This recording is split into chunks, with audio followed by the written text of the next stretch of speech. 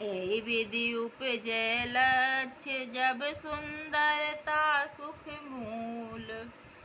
तदपि सकोच समेत कवि काय सीत समतुल। सियावर राम जय जय राम।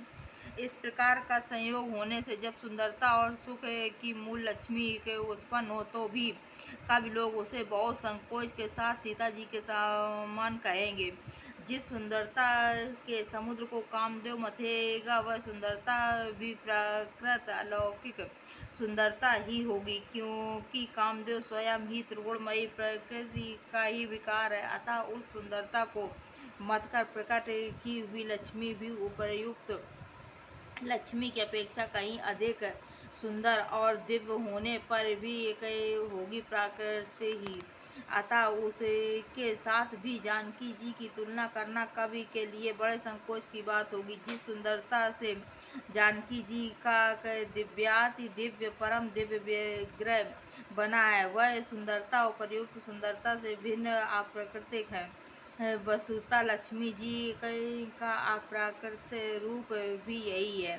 वह कामदेव के मथने में नहीं आ सकती और वह जानकी जी का स्वरूप ही है। अतः उनसे भिन्न नहीं और उपमा दी जाती है भिन्न वस्तु के साथ। इसके अतिरिक्त जानकी जी प्रकट हुई है स्वयं अपनी महिमा से। उन्हें एक प्रकट करने के लिए किसी भिन्न उपकरण की अपेक्षा नहीं है, अर्थात शक्ति शक्तिमान से अभिन्न अद्वैत तत्व है। अतएव अनुपमेय है यही गूढ़ दार्शनिक तत्व भक्ति शिरोमणि कवि ने इस अभूतोपमालंकार के द्वारा बड़ी सुंदरता से व्यक्त किया है। चली संग लय सखी सयानी गावत गीत मनोहर वाणी। सोह नवल तनु सुंदर नारी जगत जनन अतुलित छब बारी। सयानी सखियां सीता जी को साथ लेकर मनोहर वाणी से गीत गाती हुई चली। सीता जी के नवल शरीर पर सुंदर साड़ी शोभित है। जगत जननी की महान छवि अतुलनीय है।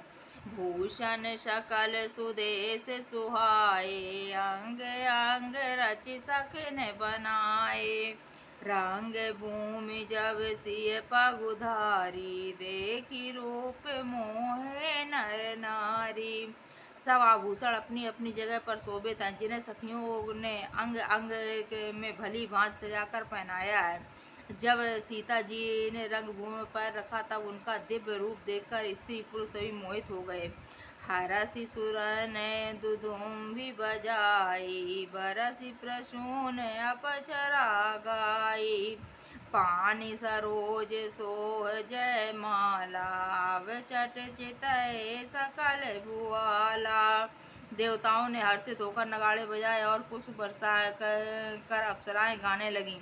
सीता जी के कर कमलों में जयमाल सुशोभित है। सब राजा चकित होकर अचानक उनकी ओर देखने लगे। सिय चकित चित रामय चाह भय मोह बस सब नर नाह।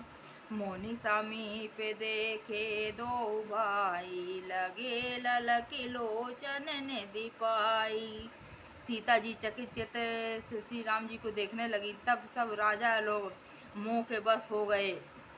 सीता जी के ने मुन के पास बैठे हुए दोनों भाइयों को देखा तो उनके नेत्र अपना खजाना पाकर ललचाकर वहीं श्री राम जी के में जा लगे, स्थिर हो गए। सियापति रामचंद्र की जय।